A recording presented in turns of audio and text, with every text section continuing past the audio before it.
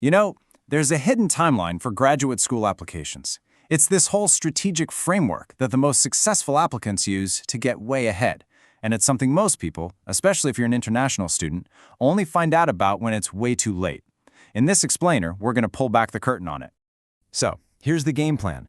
We're going to walk through the hidden timeline itself. Then we'll get into mastering what I call the relationship phase. We'll cover how to secure funding early, which is a huge one.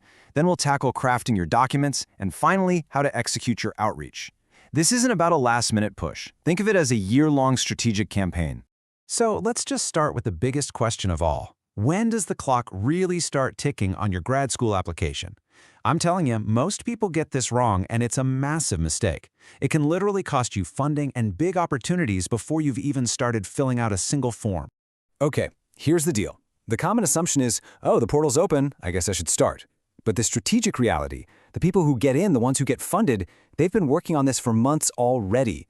This whole thing isn't just about filling out forms, it's about building a rock-solid case for why they have to have you. And that takes time. So, let's break down what this hidden timeline actually looks like over a full year. We call it the early mover framework. And honestly, it's your secret weapon for getting ahead of the pack.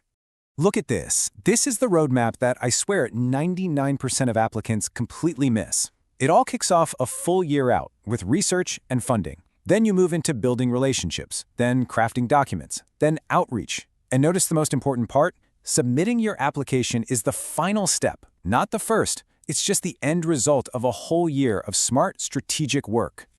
All right, this next part, this is where you get your biggest competitive advantage, and it happens long before you've even written a single word of your personal statement. It's how you go from just being a name in a spreadsheet to being seen as a future colleague. And that brings us to this core idea, pre-selling. You're not just throwing an application over the wall and hoping for the best. Nope, you're building a relationship so that when the admissions committee finally sees your file, there's a key professor in that room who already knows who you are and is basically saying, yeah, we want this one.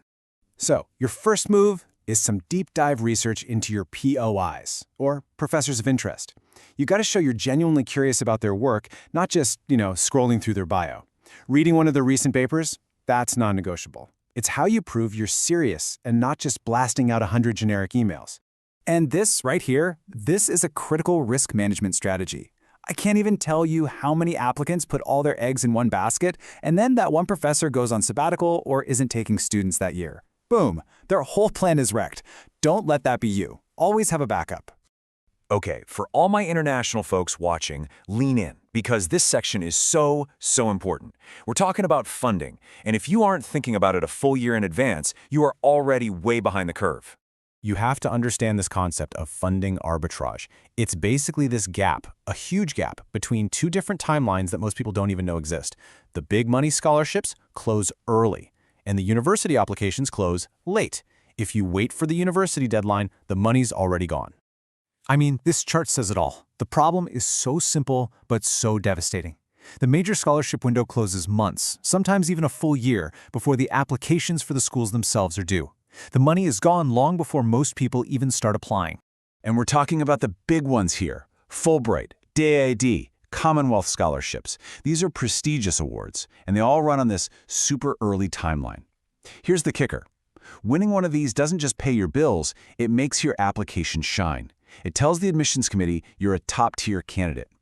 You just have to plan for it. Okay, so once you've laid all that groundwork, you've built some relationships, you're on top of the funding situation, now it's time to build your core narrative. And that starts with your statement of purpose, but it definitely doesn't end with you just writing it by yourself. To get a truly killer statement, you have to put it through this three-person review. First, an expert in your field to make sure you sound technically smart. Second, a non-expert, like a friend in a different field, to make sure your story actually makes sense and is compelling. And third, a mentor, to check your tone and make sure you sound confident, like you belong there.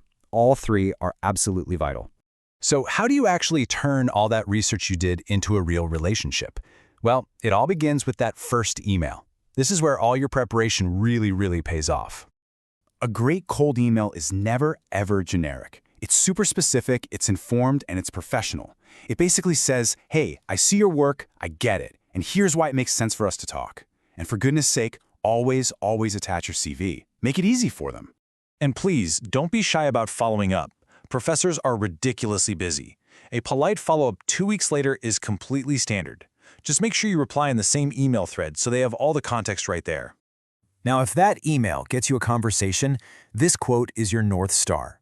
You are not there to ask for a spot. Your goal is to learn, to gather intelligence, and to build a connection.